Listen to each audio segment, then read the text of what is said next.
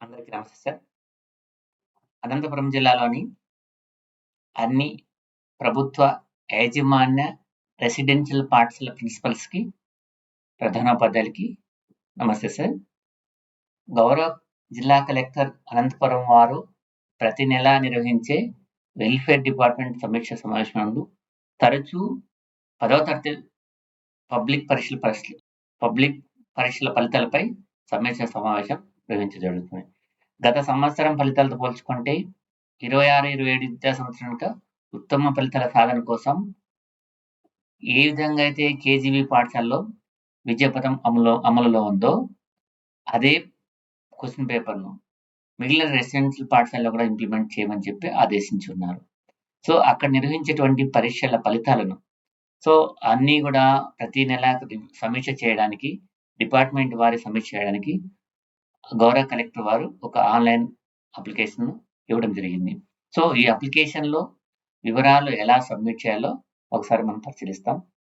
So, ఇక్కడ కావాల్సింది ఏమంటే ఆ అప్లికేషన్‌కి సంబంధించినటువంటి లాగిన్ ఐడీ ఏముంటుందంటే డైస్ కోడ్ ఉంటుంది.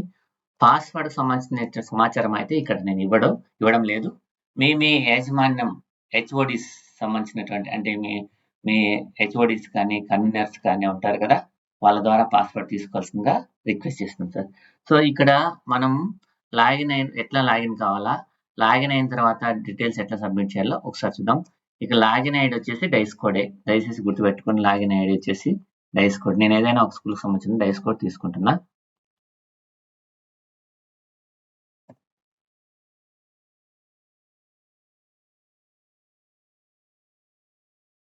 సో, మనం లాగిన్ అయిన ఐడీ ద్వారా లాగిన్ ఐడీ మీకు ఇచ్చినటువంటి పాఠశాల పాస్వర్డ్ లాగిన్ అయితే మనకి ఈ విధంగా ఆ స్కూల్ యొక్క డాష్‌బోర్డ్ అనేది ఈ విధంగా ఓపెన్ అవుతుంది. సో, ఇది మీరు నిర్వహించేటువంటి ప్రతి రౌండ్ ఎగ్జామ్ నమోదు చేయవలసి ఉంటుంది. సో, ఇమ్మీడియేట్‌గా మీకు అందరికి రిక్వెస్ట్ ఏమంటే నేటి నుంచి అనగా ఆగస్టు 15వ తారీఖు నుంచి మీకు FA1 ఎగ్జామ్స్ జరుగుతున్నాయి కాబట్టి దయచేసి ఈ నెలలో జరిగేటువంటి సమీక్ష సమావేశం నాటికి అంటే మనం ప్రతి నెల చివరి వారంలో గౌరవ కలెక్టర్ వారు డిపార్ట్మెంట్ వారి రివ్యూ చేయడం జరుగుతుంది. సో, అందుకోసం అక్కడ మార్కులు ఎట్లా ఎంటర్ చేయాలో చూద్దాం. సో, ఇప్పుడు మీరంతా కూడా FA1 సంబంధించినటువంటి సెలెక్ట్ చేసుకోవాలి. ఏం ఎగ్జామ్ ఇప్పుడు మీరు రౌండ్ 1, రౌండ్ 2, రౌండ్ 3, రౌండ్ 4 అయితే ఓకే, అవి తీసుకోండి.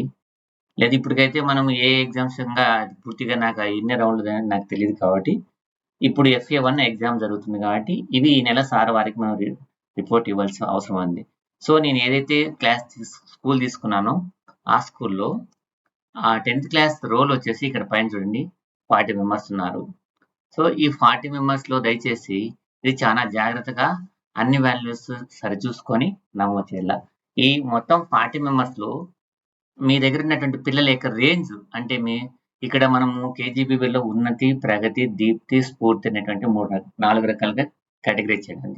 సో, ఎవరు ఉన్నతి లేకొస్తారు, ఎవరు ప్రగతి లేకొస్తారు, ఎవరు దీప్తి లేకొస్తారు, ఎవరు స్ఫూర్తి లేకొస్తారంటే వాళ్ళకి వచ్చినటువంటి మార్కుల ఆధారంగా ఆ పిల్లల్ని డిసైడ్ చేయాలి. అంటే ఎవరికైతే 90 కంటే 90% అబోవ్ వస్తాయో మీకు వచ్చినటువంటి మార్కుల్లో ఆ పిల్లలు వచ్చిన మార్కులని పర్సెంటేజ్ లెక్కేసి మీరు ఎన్ని మార్కులకి ఎగ్జామ్ కండక్ట్ చేస్తున్నారో ఆ మార్కులని ఎగ్జామ్ పర్సెంటేజ్ లెక్కేసి 90% కంటే ఎక్కువ మార్కులు పొందినటువంటి విద్యార్థుల సంఖ్య ఉన్నతిలోను, అదేవిధంగా 65-90 వచ్చిన వాళ్ళను ప్రగతిలోను, 40-65 వచ్చినటువంటి వాళ్ళని దీప్తిలోను, అదేవిధంగా బిలో 40% వచ్చిన వాళ్ళని స్ఫూర్తిలోను ఎంటర్ చేయాల్సినటువంటి అవసరం అయితే ఉంది.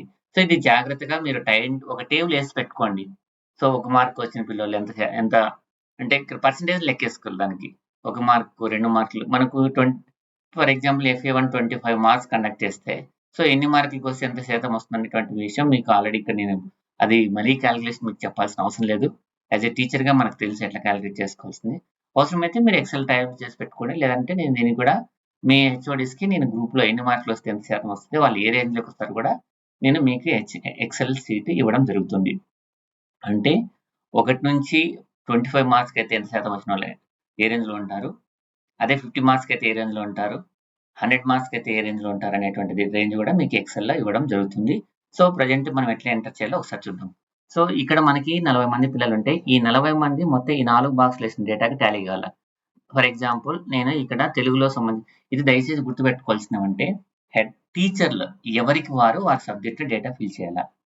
అన్ని హెడ్ మాస్టర్ చేద్దాంలే, ఒకటి రోజు చేద్దాంలే అనేటువంటిది ఆలోచన కాదు. సో ఇప్పుడు నేను ఫర్ ఎగ్జాంపుల్ తెలుగు ఎగ్జామ్ అయిపోయింది ఈరోజు. సో ఇమీడియట్‌గా మనం రేపే తెలుగు ఎగ్జామ్. సో ఉన్నతిలో ఎంతమంది ఒక 10 మంది ఉన్నారు. ఇక్కడ ప్రగతిలో వచ్చేసి ఒక 8 మంది ఉన్నారు. ఈ నెంబర్ టాలీ అవుతుంది చూడండి. 10, 18 ఇది ఒక 12 మంది ఉన్నారు. సో మొత్తం ఎంత అయింది? 30 మంది అయినారు. సో నేను ఇక్కడ ఏమి లేదు 30 మంది. నేను ఇక్కడ ఏం లేరు నలుగురని రాస్తా. ఒకసారి గమనించండి. నేను ఎంత రాసినాను ఇక్కడ? మొత్తం అంతా కూడా 20, 34 రాసిన. ఇక్కడ నేను పొరపాటున మనం రాంగ్ సబ్మిట్ చేస్తే ఇది తీసుకోదు. మన దగ్గర 40 మంది ఉంటే మీరు 34 మంది ఎంటర్ చేసినారు. మిగతా వాళ్ళు ఎక్కడ పోయినారు అంటే ప్రశ్న వస్తుంది. సో ఇక్కడ మనం టాలీ కావాలంటే ఈ నెంబర్ ఇక్కడ మనం ఖచ్చితంగా నెంబర్ టాలీ చేసి సబ్మిట్ చేయాలి. ఏ సబ్జెక్ట్ ఆ subject head master teacher concern subject teacher submit చేసి సేవ్ చేస్తే ఈ విధంగా అది గ్రీన్ కలర్లోకి వస్తుంది. గ్రీన్ కలర్లోకి వస్తుందంటే నెంబర్ మొత్తం టాలీ అయింది. ఆ సబ్జెక్ట్ సంబంధించిన డేటా సబ్మిట్ చేయాలి. ఇప్పుడు అన్ని సబ్జెక్టులు ఈ విధంగా ఎంటర్ చేసిన తర్వాత ప్రధానోపాధ్యాయులు లేదా చివరిలో సబ్మిట్ చేసే ఆ టీచరు ఎవరైతే ఉంటారో వాళ్ళు ఈ విధంగా ఇక్కడ ఫైనల్ సబ్మిట్ చేయాలి. ఓకే, ఇక్కడ చూడండి నేను ఫైనల్ సబ్మిట్ చేస్తుంటే తీసుకోవట్లేదు. ఎందుకు? పైన మీరు ఇంకా ఫిల్ చేయలేదు, అన్ని జీరోలు ఉన్నాయి చూడండి అని చెప్పి మనకి ఎర్రర్ వస్తుంది. ఇక్కడ చూడండి ఎర్రర్ ఏమొస్తుందో. ఇక్కడేమి 4 columns must exactly equal total students for all subjects. ఈ ఎర్రర్ వస్తుంది కాబట్టి మనం సబ్మిట్ చేయాలి. ఇది ఎర్రర్ వస్తుంది ఎందుకు? మీరు అంతా బ్లాంక్ పెట్టి సబ్మిట్ చేస్తుంది. సో కాబట్టి ఇక్కడ డేటాని ఖచ్చితంగా మీ దగ్గర ఉన్నటువంటి పిల్లలు ఆ రేంజ్లో ఎంతమంది ఉన్నారో చూసుకొని దాన్ని స్ప్లిట్ చేసి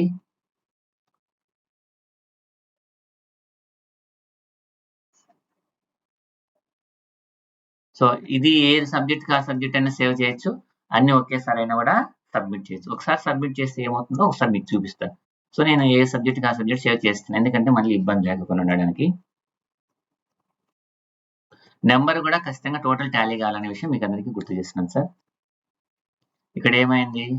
30, 10 టాలీ అయింది కాబట్టి సేవ్ అవుతుంది. టాలీ కాకపోతే సేవ్ కాదు.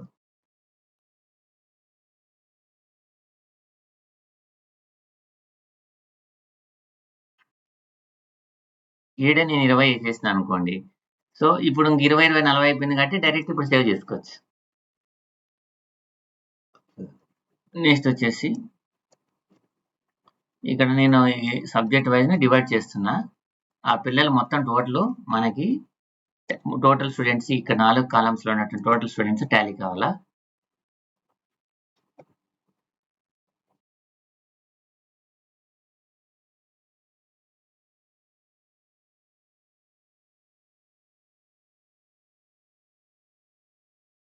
సో ఇది నేను ర్యాండమ్ గానే ఇస్తున్నాను కాబట్టి ఇదేం సీరియస్ తీసుకోద్దండి. ఇది మళ్ళీ మీరు డేటా సబ్మిట్ చేసుకోవచ్చు. నేను మళ్ళీ ఇదంతా కూడా డేటా డిలీట్ చేయడం జరుగుతుంది.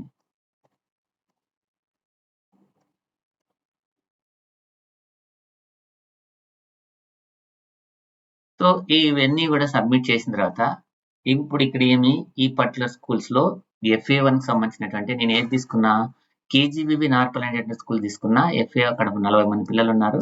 40 మందిలో ఏ సబ్జెక్ట్ లో ఏ స్థాయిలో ఎంతమంది ఉన్నారు అనేటువంటి క్లాసిఫికేషన్ ఉంది. దీన్ని మళ్ళీ మనం ఓవరాల్ గా సబ్జెక్ట్ యొక్క అనాలిసిస్ మళ్ళీ టోటల్ స్కూల్ యొక్క అనాలిసిస్ ఆవరేజ్ ను మళ్ళీ మనం క్యాలిక్యులేట్ చేయడం జరుగుతుంది. ఓవరాల్ గా ఆవరేజ్ ఉన్నతులు ఎంతమంది ఉన్నారు అన్ని సబ్జెక్టులు కలిసి ఆవరేజ్ క్యాలిక్యులేట్ చేసుకొని ఉన్నతులు ఎంతమంది ఉన్నారు ప్రగతిలో ఎంతమంది ఉన్నారు అనేటువంటి క్యాలిక్యులేషన్ చేయడం జరుగుతుంది. ఇప్పుడు సబ్జెక్ట్ టీచర్ ఎంటర్ చేసినప్పుడు హెడ్ మాస్టర్ ఏం చేయాలా? ఎప్పటికప్పుడు అప్డేట్ చేసుకొని దయచేసి నా రిక్వెస్ట్ ఏమంటే హెడ్ మాస్టర్కి ఇది బుక్ మార్క్ పెట్టుకోండి. బుక్ మార్క్ పెట్టుకొని ఈ డాష్ బోర్డ్ మీరు రెగ్యులర్ గా చెక్ చేసుకోవాలా. ఇది మీకు ఇచ్చే మీ దగ్గర ఉన్నటువంటి ప్రతి సబ్జెక్ట్ రిజల్ట్ ఇక్కడ అనాలిసిస్ ఉంటుంది, మీరు చెక్ చేసుకోవాలి. అంతా సబ్మిట్ అయినాక ఇక్కడ మీరు ఫైనల్ గా లాక్ చేయాలి. ఇక్కడ ఏమి are you sure you want to lock the exam FA1. Once locked, all data currently on screen will be saved. The cells will be permanently disabled and marks cannot be editable. So నేను ఇక్కడ submit చేసినానంటే lock అయిపోయింది. So lock అయిపోయిందంటే ఇంకా ఎవరు కూడా ఇది edit చేయడానికి లేదు. లాక్ అయితే ఎడిట్ చేయడానికి లేదు. సో అందుకోసం ఫైనల్ సబ్మిట్ చేసే ముందు హెడ్ మాస్టర్స్ టీచర్ వారి ఫైనల్ పిఎంఆర్ తీసుకొని చెక్ చేసుకొని తప్పు లేకుండా దయచేసి గుర్తుపెట్టుకోండి. ఈ మీరు ఏదైతే మార్కులు ఎగ్జామ్ పెడుతున్నారో దానికి దాదాపు రాబోయేటువంటి ఫైనల్ ఎగ్జామ్ రిజల్ట్ కూడా ఉండాలండి. కాబట్టి వాస్తవ సమాచారాన్ని పిల్లల యొక్క వాస్తవ శక్తి సామర్థ్యాల మేరకు రిజల్ట్‌ని అనలైజ్ చేసి ఇక్కడ నమోదు చేయాలి. ల్యాబ్ చేస్తుంటే వాటిని మనకు రెమెడియల్ క్లాసెస్ తీసుకుంటాం. అదంతా మనకు తెలిసిందే. ఎక్కడైనా పిల్లోడు ఈ రిజల్ట్స్ ద్వారా అనలైజ్ చేసుకొని ఎక్కడ వెనుకబడినాడో మనం తగు చర్య తీసుకోవాల్సిందిగా ప్రతి ఒక్కరికి విజ్ఞప్తి. సో ఇక్కడ లాక్ అయిపోయినాక ఇది ఎడిట్ చేయడానికి లేదు. సో ఈ విధంగా మళ్ళీ ఇంకో ఎగ్జామ్ పెట్టారనుకోండి, మళ్ళీ మీరు ఈ విధంగా సబ్మిట్ చేయాలి. అదే రౌండ్ 2 పెట్టినాం, రౌండ్ 2 నెక్స్ట్ కండక్ట్ చేసినాం. ఈ విధంగా ఎగ్జామ్స్ అన్ని కూడా సబ్మిట్ చేస్తే గౌరవ కలెక్టర్ వారు తరచూ వాటిని రివ్యూ చేయడం జరుగుతుంది. జిల్లా స్థాయిలో కూడా అధికారులు మరి మీరు ఎక్సెల్‌లో పెట్టు, గూగుల్ సైట్‌లో పెట్టు అని చెప్పి మిమ్మల్ని పర్టికులర్‌గా అడగాల్సిన అవసరం లేదు. సో ఇప్పటికి ఇచ్చినటువంటి సమాచారం. ఒకవేళ అధికారులు గానే మనకి స్టూడెంట్ వైజ్ డేటా కావాలంటే అప్పుడు మరి దానికి ఇంకో అప్లికేషన్ ఇవ్వడం జరుగుతుంది. సో ఇప్పుడు మనకి ఇచ్చినటువంటి అధికారులు, గౌరవ జిల్లాధికారులు ఇచ్చినటువంటి ఆదేశాల మేరకు స్కూల్ వాజ్ రిపోర్ట్‌ని ఇక్కడ ప్రతి నెల సబ్మిట్ చేయాల్సిందిగా, అదేవిధంగా ప్రతి రౌండ్ ఎగ్జామ్ సబ్మిట్ చేయాల్సిందిగా ప్రతి ఒక్కరికి విజ్ఞప్తి చేస్తున్నాం సార్. Thank you. ఈ అప్లికేషన్ సంబంధించిన లింక్‌ను గ్రూప్ డిస్క్రిప్షన్‌లో పెడుతున్నాను. అదేవిధంగా పాస్వర్డ్ వచ్చేసి మీ సార్ వాళ్ళతో తీసుకోవాల్సిందిగా మీకు అందరికీ విజ్ఞప్తి చేస్తున్నాను సార్. Thank you.